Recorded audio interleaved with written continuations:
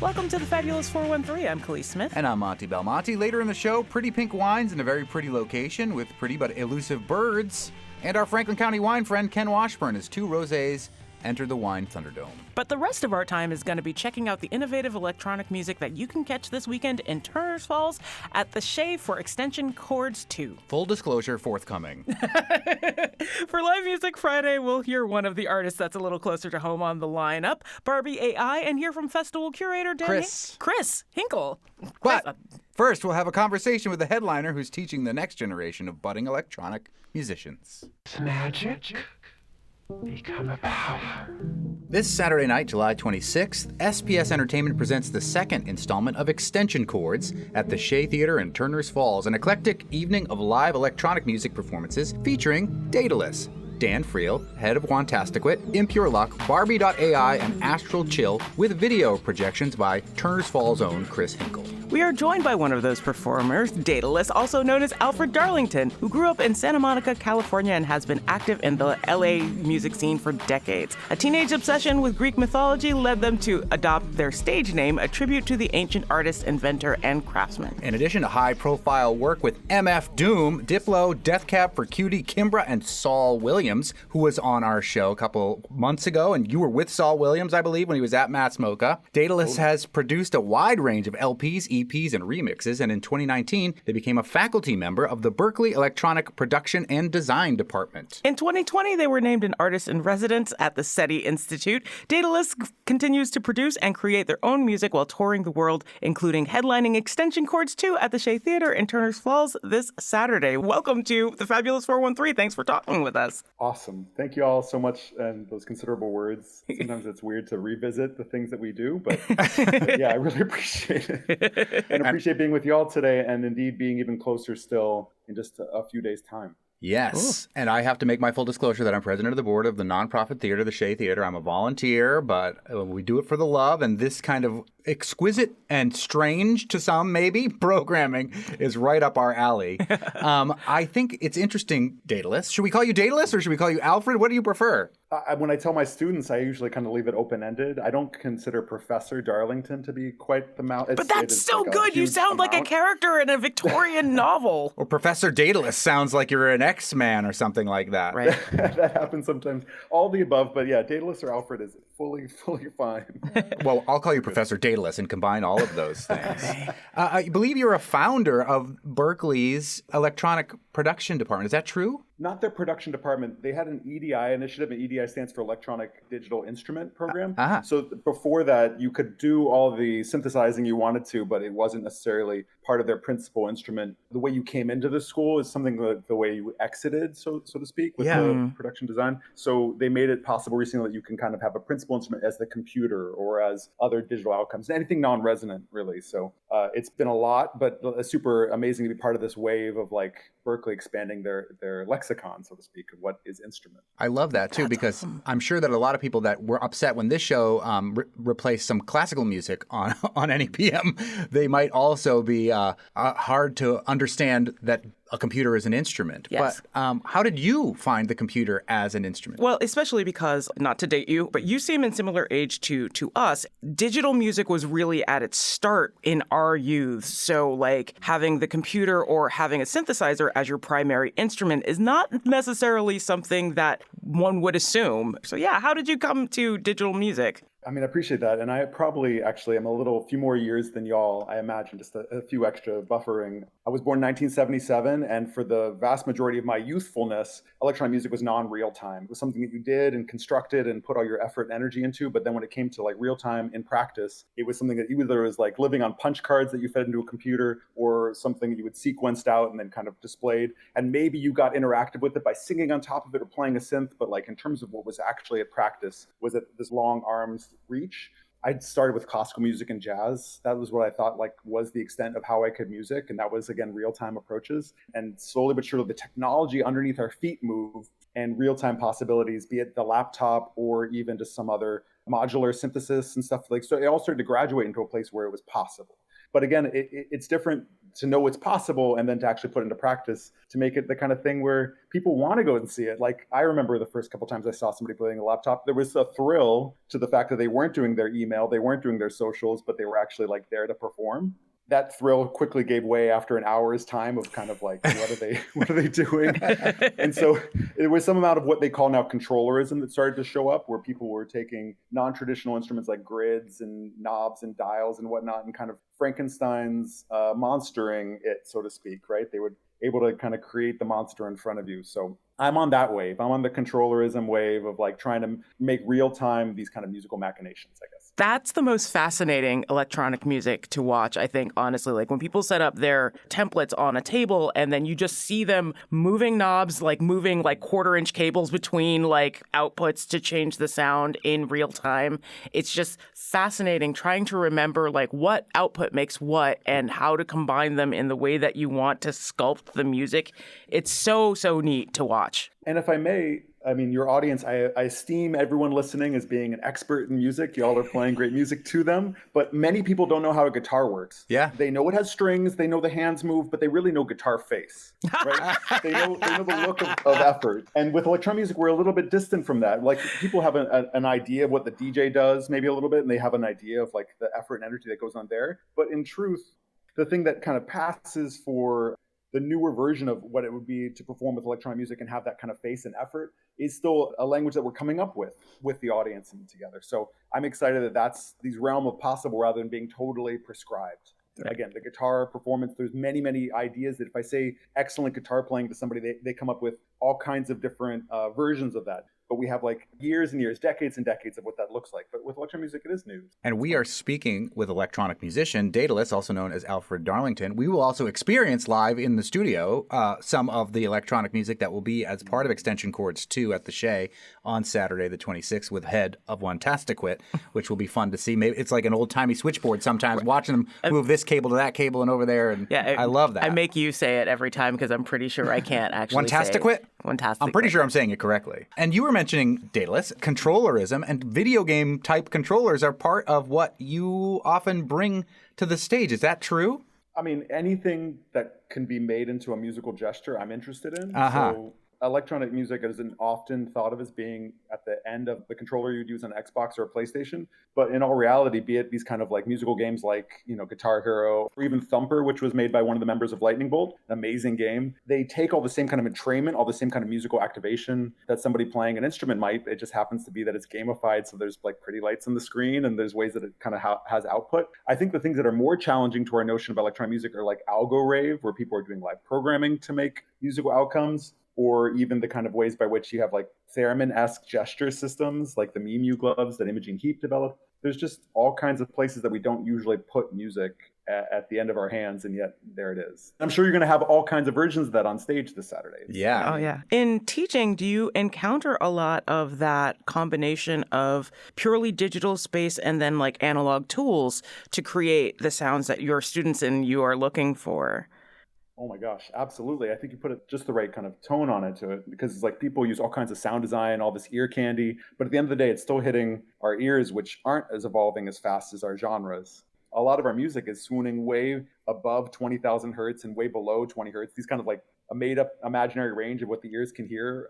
And we're experiencing so much sound phenomena that's just like, yeah, it's pushing autonomous systems. It's making us feel all kinds of things. All this like fight or flight is happening with every bass drop and all that stuff. It's exciting. But these are real analog systems in us that buttons are being pushed. And so it's kind of fun to flirt with that, but also to understand that we're quickly exceeding the possibility of what can be done or what the expected results are. We're speaking with Alfred Darlington, a.k.a. Daedalus, who will be part of the Extension Chords performance at the Shea this Saturday night. One of the things that I'm most thrilled that you have been a part of is the 2004 iconic MF Doom album, Mad Villainy, with Madlib, and specifically the song Accordion, which I think, they've turned the camera so we can see. Is that a platinum record? And it's just gold. It's just gold. They didn't go platinum on it, but it was fun to, yeah. So. MF Doom, the late great, of course, an icon, and Accordion is something that you really contributed to this project. Can you tell us about the story of you, Accordion, and the legendary MF Doom? Yeah, I'll keep it in brief. But I had worked with Madlib. I mean, I'm so proud of this moment that really happened to me almost by happenstance. I had worked with Madlib a little bit prior. In 2002, I put out a record called Invention. Madlib had gotten involved in that record doing a remix. And Madlib is a huge consequential figure in the LA scene. He's gone on to have a legendary career, but there was a time when he was just an Oxnard beatmaker, rapper, and we knew we were onto something great with Madlib, but it was just a little less uppercase, a little less known. And so I'm so grateful that I was able to get involved in his life around that time. But unbeknownst to me, he had been not only remixing the track the song called Playing Parties, he did a Yesterday's New Quintet remix of, but he also remixed more material off my record. I don't know if it was a kind of a memory haze or he actually just enjoyed the record enough to do that kind of work. It was awesome. And then 2004 comes around, Mad Villain is making beats.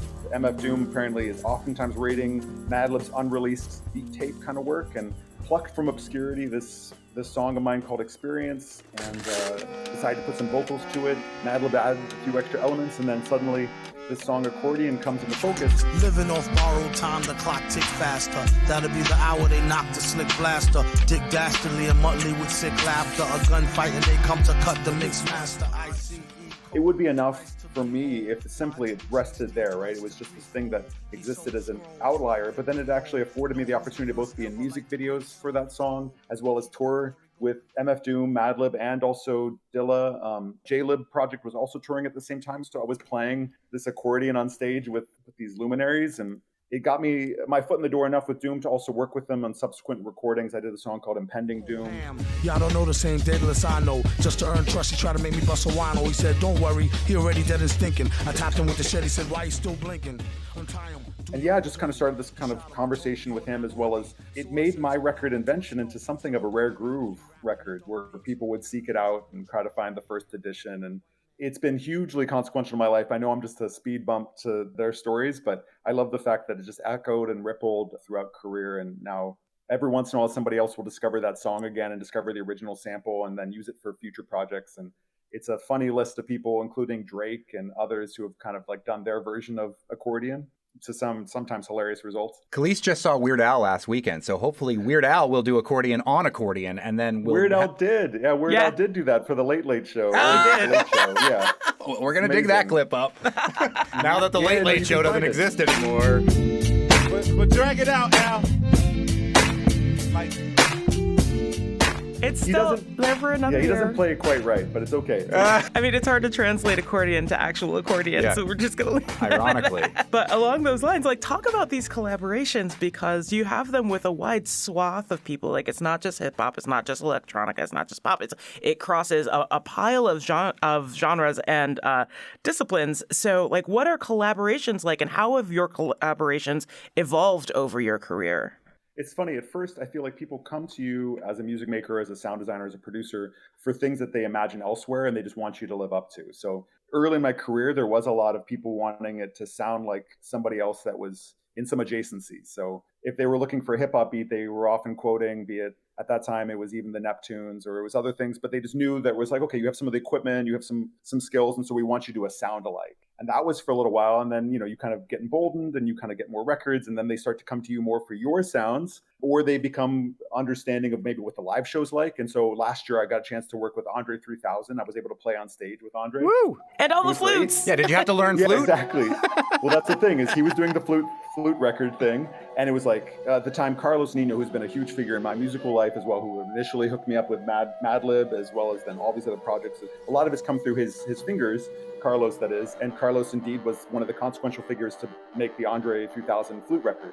Carlos invited me on stage to work with it. And of course, Andre's doing this flute record. Is very improvised. No show is alike. Everything's its own thing. And it's one of those aspects by which the live show, then the kind of way by which the live electronic music is happening, is what they were looking for. Is however we can procure the most sound space for the most liveliness. So you just never know exactly what part of the outcomes become part of people's interest.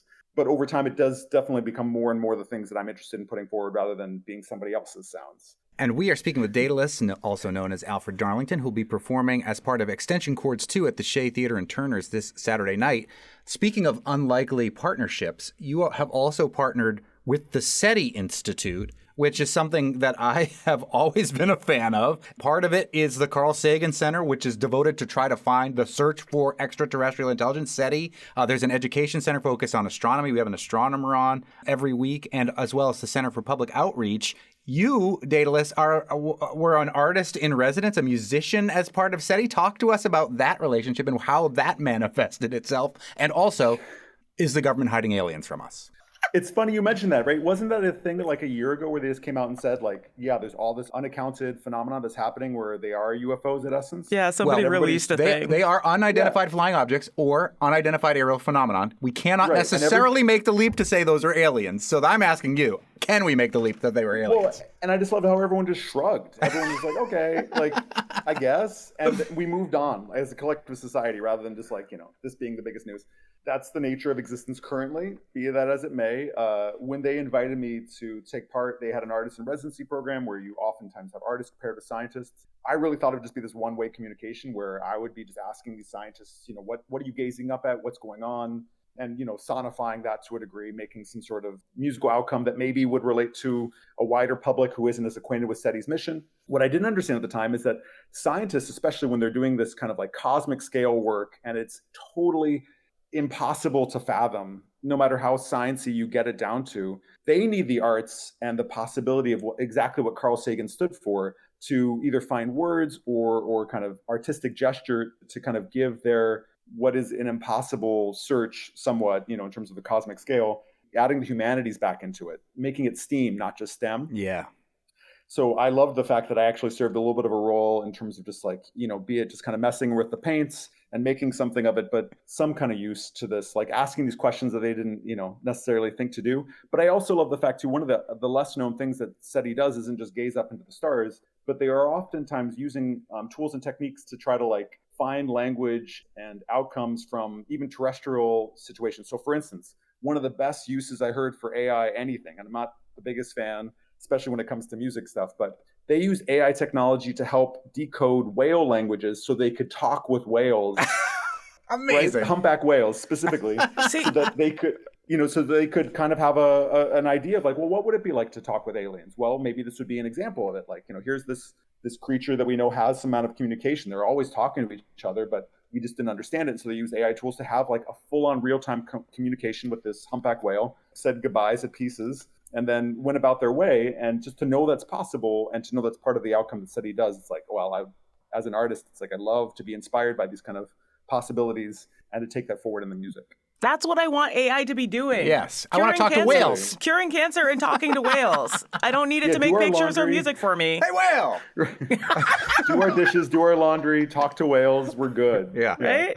I had a question about your teaching at Berklee and the program there, because as you mentioned, like they were not necessarily, when the school was founded and in its intervening years, they have not really been thinking about computers and maybe synthesizers, but not like digital music as like medium, as instruments. So the students that come into your program who are using that as a secondary instrument, were they already using digital practice in their primary composition or performance, or have you seen it change the way that they approach their performance and creation? Wow, yeah, absolutely to both. I mean, because there's just so many students that you just kind of get a bit of both. But I will say that as a populous school, it's not just a conservatory, not just a place where people go to do the classical or even jazz thing. It is still forward facing and kind of trying to push new sounds, now sounds. And so people were inevitably doing DJ techniques or doing what is essentially EDI, electronic digital instrument ideas. They just weren't doing it in a formalized way. So it's kind of funny, right? On one hand, they were fully celebrating people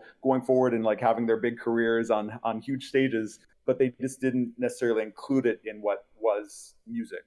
So there was a shortcoming there that they had to address at some point as the world has moved on, and that, we now be it at Wonderland or Ultra, these kind of huge raves that are ongoing, people are taking these stages and they're making big countdowns and gun fingers and whatnot, but they're not necessarily able to music on stage because we haven't decided what that looks like or what that sounds like. So Berklee's participating in the kind of the world of it now. So they're having some say so. And now, indeed, because this is started in 2019, that's when I first arrived at Berklee, and it's iterated enough that they have started to see students that have come in, seen Berklee students out there on these instruments, and now bringing it back into the fold. There has been some generational shift that's happened.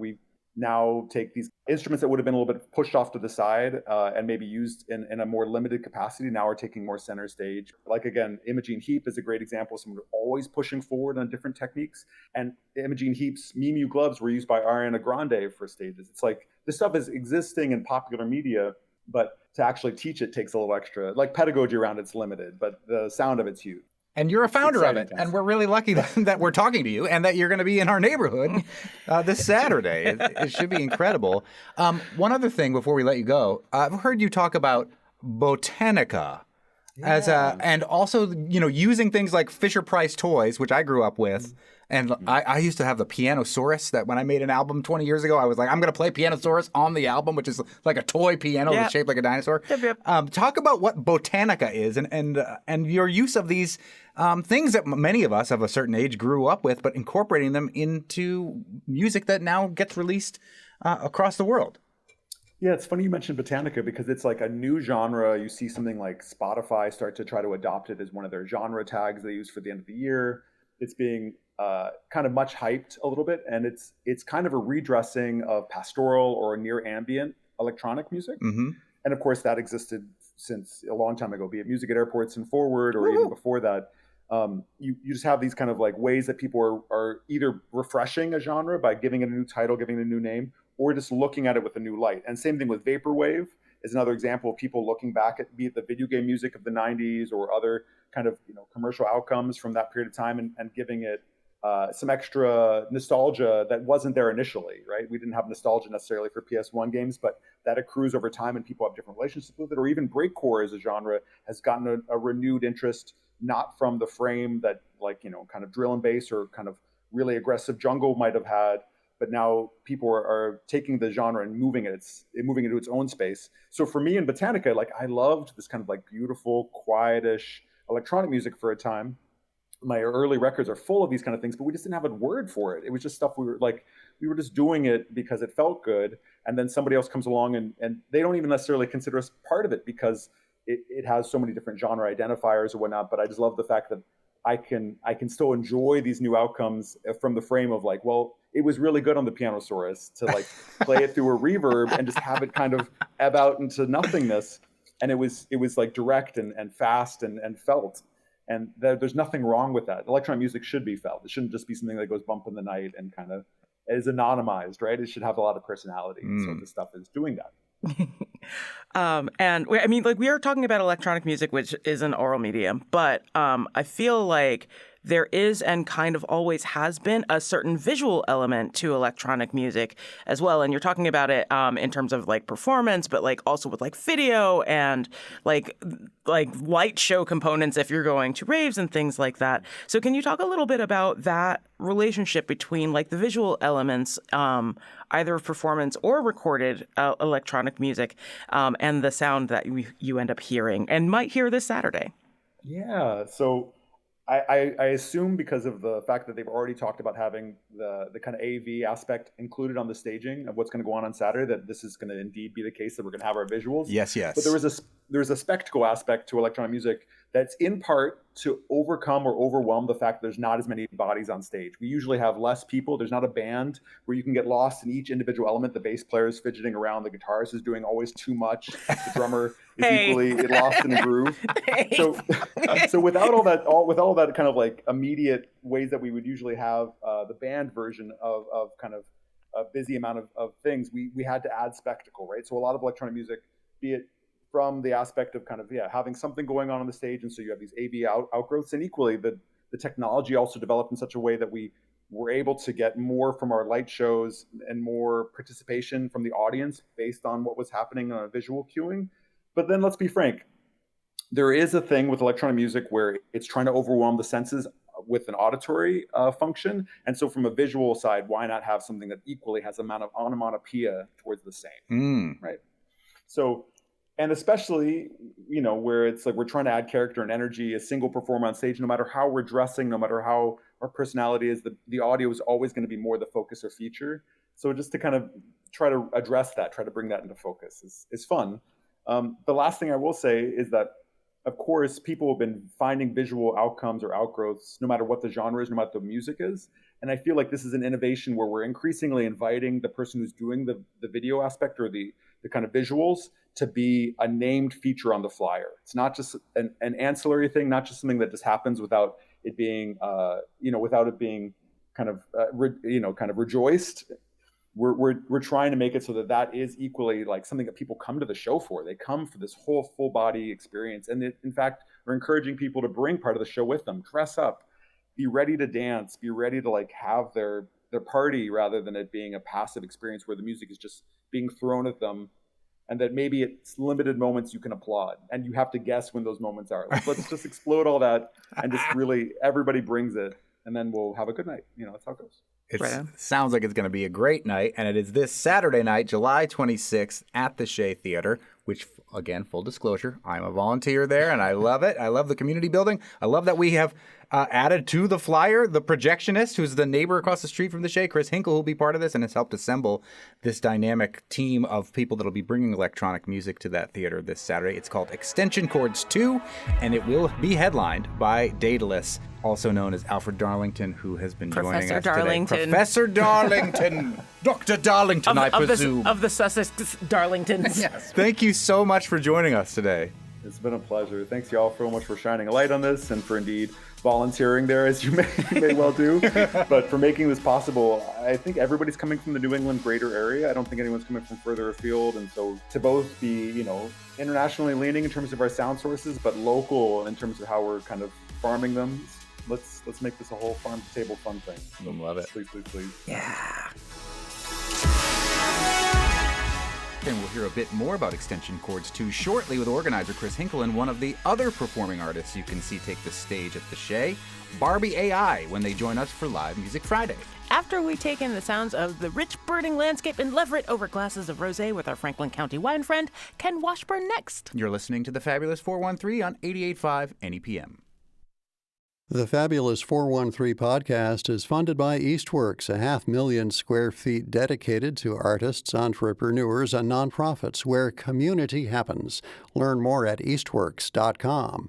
The Fabulous 413 podcast is funded by Window World of Western Mass, a local family business with experienced craftsmen offering wood, vinyl, and composite windows. windowworldofwesternma.com.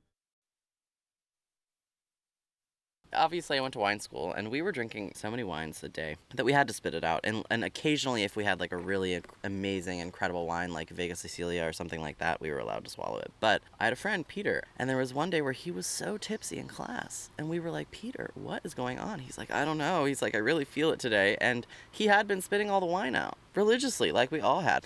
And he got kind of loaded, and it turns out it's because his breakfast that morning had been Captain Crunch cereal, which had shredded the inside of his mouth so much because those little Captain Crunch things are like fiberglass you can eat. Yeah. That the alcohol was entering his bloodstream through his mouth. Wow, pro tip, don't eat Captain Crunch before a wine tasting. Oh, we thought it was the funniest thing in the world. The Wine Thunderdome has returned to the only store in Leverett, Massachusetts, the Leverett Village Co-op, not unlike public radio, supported by the community. And we are with our Franklin County wine tasting friend, Level 2 sommelier, Ken Washburn, who's also the general manager of the Leverett Village Co-op. It's a beautiful day outside on your patio here, Ken. Yes, it is, for now. If you are listening to this, I hope you have the AC on. You have umbrellas, there's shade. When it gets hot, sometimes the weather does affect kind of what you're in the mood for. Absolutely. And as many people know, when it starts to get warm out, they turn to rosé, despite the fact that rosé is good year-round. Yeah. Sometimes a heavy red wine like a Cabernet, not so good when it's 95 degrees out. Put me right to sleep, like a Valium in a glass. So we are going to taste rosé. Yeah, stoked about rosé. I'm not usually a rosé drinker. I remember that the first time I ever tried a rosé, it was from Bandol in Provence, and I was like, I'm going to love this. And I was like, what? Huh. Yeah, I actually tend to like rosés that are from sort of, I don't know, more tannic, darker, thicker-skinned grapes, Cabernet, etc. I want it to be more than just a pink white wine, which I know will probably sound sacrilegious. You can hear the red-eyed vireos in the trees. Yeah. Gotta mention the birds. Ken is a birder. Any cool birds you've seen lately? What did I see? Some unidentified. I'm pretty bad at shorebirds, and I was on Cape Cod this weekend, and I forgot to bring my scope. So I was just staring like a novice at a bunch of little shorebirds, taking iPhone videos, hoping that someone in the Hampshire Bird Club will ID them for me. Last time we were on the beach, a plover came right up to our little campsite, like a baby one. It was so crazy. What kind of plover? Is it piping plover? Yeah, those are the really cute ones. Those are the ones that have had campaigns to save them. I think Cape Codders got really mad that beaches would be closed, and so bumper stickers were going around saying piping plovers taste like chicken. It's a thing. People are really mad about the piping plovers, and of course it's become it's like, the piping plovers have been sucked into the culture wars. Also, if you haven't seen a piping plover, I really encourage you to Google them. They might be one of the cutest birds in the world. Yeah, they were so cute. And they every beach I go to has like a little area that's cordoned off where they're like hatching. It's fine. You can share. That's what people are mad about. Come on, babies. They want no rules. Is this similar to the people who are mad about the turtle eggs in their yards? And I didn't know people would be mad about that. And they start mowing over where some snapping turtles, especially around here, and leave your lawn alone. That's I didn't know terrible. anything about turtle Yeah, eggs some in of yards. that, sometimes that happens. Yeah. Birds and rosé and turtles. Oh my. What's the first one we're going to try here for rosé? We're going to Ken? go with the French one, which before this, I was in my office watching YouTube on how to pronounce this correctly because, like I say every single time, I butcher French pronunciation. My parents wanted me to take Spanish. I really wanted to take French. It's definitely more practical. Well, they said, we live in Texas. And I said, well, maybe I'll become a wine person. Just kidding, I didn't. I was like 7. But Les Deux Moulins. Oh, it's like the second Mulan movie. Rouge. Yeah. Let's get down to business. The Huns. Moulin Rouge. It's Moulin Rouge, yeah. Yeah, exactly. I think Yeah. Moulin means mill. That's what the internet told me. Do you speak French? Only I speak food French. Nodding Un peu. sagely. What? A little bit. Qu'est-ce que vous voudriez boire? What would you like to drink? So authentic sounding. It's like we're in Paris right now. This is a rosé from the Loire, one of my favorite wine regions. When I was in wine school, there was this really cool sommelier who had a tattoo of a map of the Loire on her bicep. Nice. Yeah, awesome stuff. And the main grape is it's a regional grape, Groyot, but then there's also Gamay and Cab Franc in this. We'll have some Groyo with some Froyo because YOLO. No, No, yo. no. These rosés are almost the same color, the two that we have here. I wouldn't call them as pale as Provence rosés, but they also are not as dark as sort of like the Cabernet rosés that I see coming out of South Africa or anything like that. Salmon color. They're ballet shoe pink. Definitely. All right, let's do it. Unlike the rosés we tried at Tip Top Wine Shop last week, which were a literal blend of a red grape and a white grape to make the rosé, which is rare in the world of rosé. These are rosés made in the more traditional style, which is, Ken? Oh God, don't. I haven't had coffee. You basically just leave it on the skins, on the but for skin. not as long a I thought time. you wanted the real term, and I was like, not right now. I'm Yeah, not yeah. quizzing you, no. You Not being the expert, blended. I was letting you tell us. Thank you. If you leave the clear juice on the red skins for a long time, it takes in more of the color of the red skins. If you leave the clear juice on the red skins for a short time, it takes less color and makes it rosé. This is so light. What fruit are we getting? An underripe nectarine. Yeah. God, so nice. It's got really good acid though. Yeah, really good. I don't know, do I get a lime or a lemon or both? I just get like the bright, it's so tart. Yeah. And I love that. But there's also enough body to kind of back that up.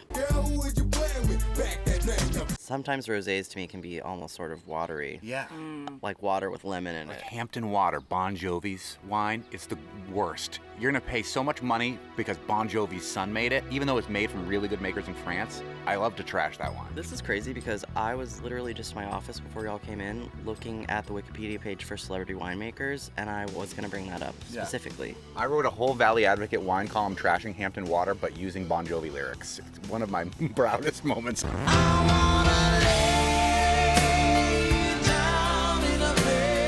Rosé. I don't want it to taste like water. I want there to be more going on, and this has more That's what we have going Pinot on. Grigio for, to taste like water. And now love- you've gotten into my problem with Princess Water. I Oh, love yeah. Pinot Grigio lover. Princess Water is, I think, actually vodka. It is. That It's can locally is really made. cute. Yeah, That it's is cute, really and appealing. I'll give it the benefit of the doubt because A, my friend sells it, and B, it's locally made. But There's nothing about any of that appeals to me. What did you just hear, Ken? I don't know. There's an interesting warbler behind us, I think. I got the Merlin app finally on my phone. Because it's the gateway drug. It is. I'm serious. It's like life-changing. It's Shazam for birds. If it you totally don't is. already know. You just let it roll, and it tells you all the birds in the area. The first time I used it, it populated with tons of birds all around me. I was shocked and There amazed. is so much biodiversity everywhere. Downloading that app was like adding a new filter on my whole life. It was incredible. What is that? The reason I wanted it, though, is because there's a bird that sounds like it's saying Jacob in a Jamaican accent. And I was like, I need to figure out what this bird is. Did you figure it out? Yeah, it's the northern cardinal. It's going like, Jacob, Jacob. Oh, that is hilarious. You might have just changed my opinion of northern cardinal. And it would haunt me. I'd hear it in the morning. Oh my God, It really you're comes from actually- this video You know where what, this guy, there was a tour guide who was trying to get this kid named Jacob not to jump off of a cliff, and he's warning him. Wait till me get the rope. Jacob, where you go? Jacob, come back, Jacob. Allah, Jacob, God, Jesus. Jacob, Exactly. Jacob. You're not going to unhear it. Sometimes rosé tastes like yogurt to me. Oh, It yeah, does have definitely that with the sort tart. of probiotic-y thing happening. And it is probiotic. Kind of like the aftertaste after you have a bite of strawberry yogurt. That's how I feel about this. The Groyo is Froyo. I don't know where this has come from. that phrase. But that is one of the grapes, along with Cabernet and Cab Franc, from the Loire Valley for Rosé #1, which once again, the name of it is Le Deux Moulin. Le Deux Moulins. Le Deux The Moulin. power of suggestion. Now I'm getting like this aftertaste thing from it that tastes a lot like those Chobani drinkable strawberry yogurt. If we saw things. one of those, actually. Yeah. Yeah. Oh my God, that bird. You know how hard it Haunting is for Ken. me to not just walk up over there and turn on Merlin and just ditch you can't guys. see that, like, It would pick it up here. It's that good. It's fine. I don't have to be a birder all the time. One of my friends just got me a birthday gift, a baseball hat that says "Easily distracted by birds." All right, Rosé #2. Yay! So this is Spain. Spain! Spain, which is like my Spain was my career background. Career, I put in quotes, because I'm not currently doing wine importing in Spain. I'm here in Leverett. This wine, Borsao, you might have seen it at the grocery store. They do Garnacha, which is also called Grenache, and really interestingly, Borsao is one of Robert Parker's favorite wineries. And actually, really, I looked it up. It's not just schlocky marketing. He was a huge, and is, maybe he's retired now, a gigantic fan of this winery. Explain who Robert Parker is to people who might not know that name. Robert Parker, first and foremost, wine critic, so influential that he really changed the way that Bordeaux is priced, could really make or break entire vintages, and even changed the way that wine in France is produced. Really popularized a certain style of wine, sort of juicy, a little over extracted, softer tannins, so much so that people started harvesting their grapes a little later than they normally would. Because he would review the wines and score them, but everybody started to try to make wine to impress his palate because Exactly. his review was so powerful. Since I've worked in the wine industry, I always wondered, it's a 100-point scale, but I've never seen anything below, I don't know, an 82. Right. And I was like, how is that a 100-point scale? And when I was looking this up today, it's actually a 51-point scale. Oh, I didn't even know that. 'Cause I I want was to always taste the like, wine how that's like a useless. 26. It does not exist. That's great. Because, well, I know there's something kind of beautiful about that because the base of it is 51's hey, you made wine. Yeah. We're not going to talk about it, but yeah, you did it. I want a taste of Robert Parker 49. You It you doesn't won't get it. exist. Doesn't Wait, you said 51-point scale, right? I'm bad at math, so Oh, I wouldn't think that be 49? 50 is, I think, as low as it goes. So we Yeah, should 50 maybe if 50 one of point us scale. has access to the website, you have to pay to get in. And my boss from 12 years ago has changed his password. Thanks, Andy. But the It's Andy1234 password. no, it was Madrid was the password. Anyway, you can check scores and vintages from years and years and years gone by. Gone by like a USA waste and recycling truck. Seriously. So I wonder if we could dig up a 50-point wine. I would love to try that. All right, well, let's try this Borsao wine that Robert Parker was such a big fan of. It's a rosé of what grapes? Because remember, rosé is a category of wine, meaning that it is usually red grapes. So 100% Garnacha. Garnacha. It's Grenache is the from region France. Campo de Borja, which is famous for Garnacha. Check out that fruity nose. Oh, isn't that nice? That's so nice. Okay, but this is a little weird, but again, wine people know when something just pops into your head and you're like, and it's not a tasting note whatsoever, but the first thing I thought was swimming pool. You know what? When I get swimming pool, I think lychee. Oh, I lychee can and actually swimming s- I pool are can like the see same that. thing in my brain. I could see lychee for this, Yeah. actually. And Jello. If you want to be a wine snob, say lychee. If you want to be a normal person, say swimming pool. Oh, so you're calling me a normal person and not a which wine I snob? appreciate. I like to tear the wine snobs down. I love to go to tastings and they use all this mumbo jumbo, and I ask them, what does on the lees mean? You know what So- on the lees means. Of course I know, but I want to force them to say, it sits on dead yeast. Tell us the truth. You can't handle the truth. The acid is crazy on that. Wow, that's really intense. It's like an arrow. Huh. I think the acid is more intense on the first one. I still think this has great acid. This has more fruit to me. I think the acid is more intense on the first one because the acid is the first thing that hits and everything else fills in. Yeah. This one's got a little bit more happening at the same time, so the acid doesn't feel as intense. Right. But I think that they're about balance acid-wise. The first one was a little tartar, too, and I think that made the acid feel more pronounced. I'll have to do a compare and contrast. The best acid test is to take a sip and then open your mouth, bend over, and let the drool come out. And the more drool that comes out, the more acidic the wine is. So I assume you'll be demonstrating shortly. This one also seems to have a little bit of foresty tree-y thing happening. I was getting kind of a grassy Yeah, situation. like herby bushy. I love that. Herby bushy. Me too. I like to read what reviewers say. I will say that as a 22-year-old wine buyer, I learned pretty quickly that a lot of the shelf talkers that I saw in stores, including some of my own, were just ripped from like Wine Advocate reviews, Wine Spectator reviews. It's horrifyingly common. I really appreciate when I go to a place like Provisions or like here, and I know that the review is written by the people that work there. But sometimes I read something like this, and I'm like, oh, that's Brian Eamond. I love knowing everyone here. This says, the color evokes images of sun-drenched strawberries, but for the notes, bright red fruit aromas, and this is something that I'm not getting at all, delicate spice flavors. Are you saying that they're delicate because you're not used to them because probably white person? I don't know, I just... Not you, but the review, the person who's written this. Okay, well. Leverett Village Co-op. I really like both. Ken Washburn, Level 2 sommelier, wine buyer at Leverett Village Co-op, and general manager of the entire store. What's fun happening at Leverett Village Co-op coming up? Oh, we're having a community tag sale, which I'm excited about. Bring your own stuff and then take it away if it doesn't sell. You know, no fees. We've got this like beautiful space out here. A little like, playground, front yard. We had our spring fling here that was really fun. Yeah, I don't think it's been a while since we've done a tag sale. Perfect space for it. So I'm excited about that. When's that? That is September 6th with a rain date of the 7th. Oh. I'm excited to root through everyone's stuff. What is that bird? I'm gonna freak out. It's like zee zee zee zee. I hope none of my bird friends are listening. Oh, it's an indigo bunting. Merlin just told me. That's the mystery bird. Sorry. Not a warbler. Oh, it's super pretty. Oh, it's gorgeous. Wow. It's one of the most beautiful birds that we have in New England.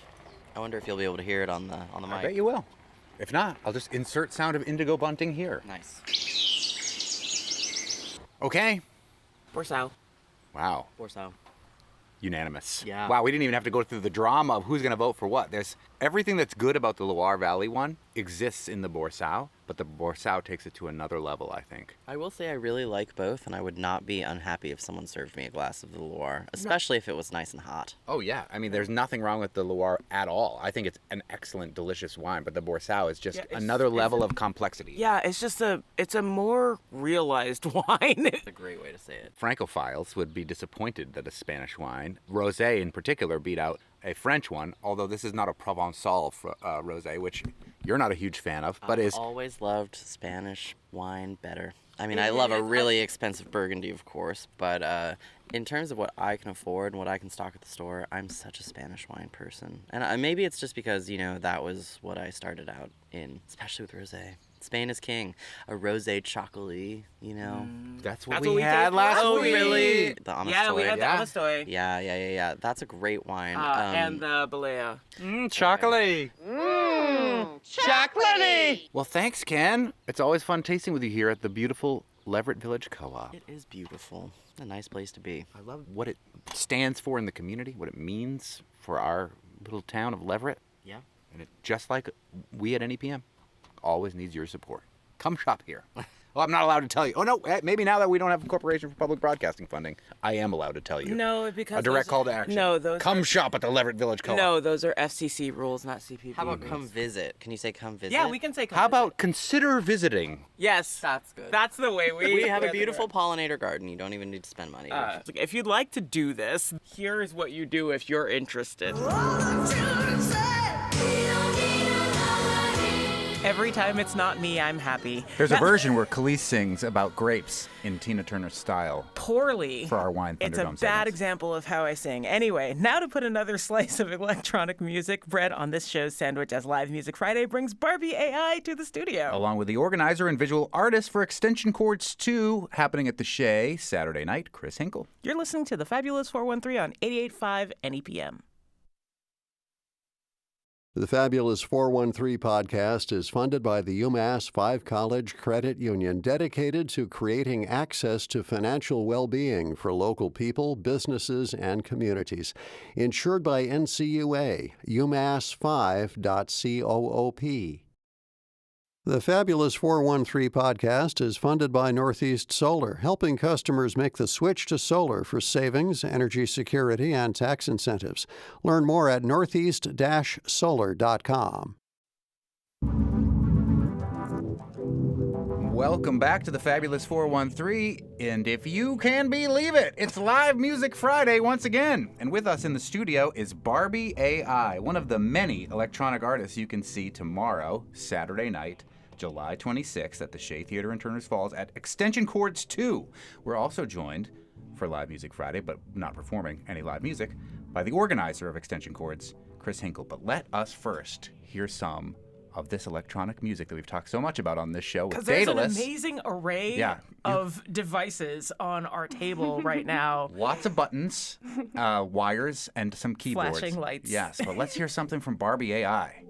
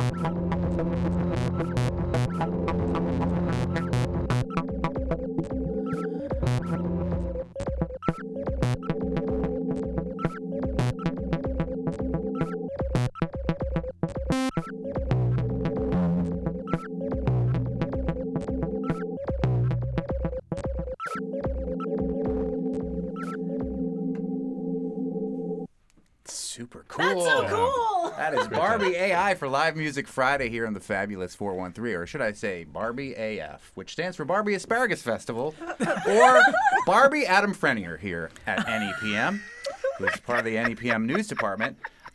Turns out there's a lot of Barbie everything online, and not a ton of stuff that makes it easy to find out your story, Barbie AI. So tell us what you would like to tell us about your story as a performer, where you're from, all that stuff. Do you still have a cross? Yes. I do have a cross, yes. Yes, on Instagram, you are hung on a cross performing live. You're sometimes performing live in a cage. I think all of it seems really like phenomenal performance art, but yeah. Thank you. In terms of that, I feel like there's something to tangible art where you can get an intention across, and it kind of becomes up to the viewer how they want to absorb it, of course, with any kind of artistic practice. But for me, like, I don't know, there's quite a few things that are called upon when I do performance art. With the cage, a lot of it is about defiance and kind of breaking out of these cages that we either put in ourselves or that systems outside of us put onto us. And of course, in solidarity with those who are currently being kidnapped actively. And then with the cross, that was a form of me kind of self-actualizing objectification. So the objectification between mind, body, and spirit, which is something that tends to happen. I'm kind of taking that power back. Yeah. Will there be a cross or a cage or both at the Shea tomorrow? Possibly. I'm not saying. Yes. I love it. Leave it as surprises. Chris, so extension chords 2 implies that there was an extension chords 1. How is 2 different from the first curated set of artists that you brought together for this? Well, sure. The first one, my buddy John and I wanted to do this little thing in the park, in Peskamska Park in Turners Falls, and we wanted electronic music, and it was a great time, and a lot of people showed up, and we had fun. This time we wanted to just, make it a little bit bigger, but we don't want it to get too big. We want the kind of right mix of community and kind of like larger names kind of coming together and provide a wide spectrum of different artists. I think you guys really covered it really well, the way you were describing it earlier, talking with Alfred, kind of nailed it there. That was Daedalus, who we had on earlier on the show. But Chris, you're going to be doing some projection there too. That's right. Tell us a little bit about that. Well, yeah. So you're making my dream come true, Monty, by inviting me to come talk about a visual medium on the radio. We do it all the time somehow. Yeah, actually. So tomorrow night, I'll be doing be doing these night walks, going out at night and taking some pictures and translating those into kind of interesting textures and landscapes and more ambient, nothing too in your face, but kind of very meditative, relaxing, ambient visuals to accompany all the music tomorrow night. Cool. I noticed that the two of you were kind of like putting your heads together over some of the gear that's here, and a lot of it seems very old. What is the newest piece of equipment that you have on this table, Barbie AI? And these are loop stations, and they're different types of effects pedals and things like that. Yeah. The newest one is the Roland JDXI. The newest one is the Roland JDXI. It's kind of like a powerhouse. Actually, so I've had it for a while, but the first time I ever saw it live was when Maldiviza Deja Carr played. She used it they used it as in their live set. And then also Karine, another local band, Casey Green uses a Roland. So a few years ago, I saw live music in Western Mass, as many people do, a very special place for live music. And, I kind of saw that it was okay to bring what I had to the table to try and perform and make something that I was, trying to make. But yeah, cool. I think it's really important to, if you want to make something, use what you have access to. I mean, it sounds great, so why not? Yeah, and I mean, it seemed like you had to overcome this hurdle. Were you playing other quote-unquote traditional instruments beforehand? No. Or is this always the medium that you've worked in? So the first music I ever made was noise music, which was just field recordings from my cell phone that I chopped up in Ableton. And that was maybe 20 13 or something. And then I didn't make music for 6 years, like a really long time. It took me a really long time to approach it again. But I found it through noise music, and I found it through dance and community. Yeah. And you've had a really busy year so far. At least like your July is very full of dates of going around, and you can see Barbie AI this Saturday in Turner's Falls at the Shea. I feel like we should let this. Well, Chris Hinkle, one more, very quickly at that. Anything else you want us to know about the Extension Chords 2 at the Shea tomorrow night that we haven't It's going to be covered? a fun party, so come on and have a great time. 6 to 10, right? Or that's I think 6 to 10-ish, a little later than that. We'll go ish at the Shea for this kind of thing. Do you know how many genres of electronic music are being represented at this? Well, this I curation? heard that Luke was going to play like a real hardcore techno beat. I think that's going to be one extreme. So Astral Chill usually does kind of more like ambient, kind of longer, like more meditative pieces, and everyone else is kind of somewhere in between. And I don't know what Daedalus is going to do.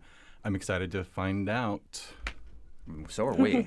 It was so great talking to him. It's been so great getting to hear your music and to talk to you, Barbie AI, and Chris Hinkle, who is the curator of Extension Chords 2 happening at the Shea tomorrow night.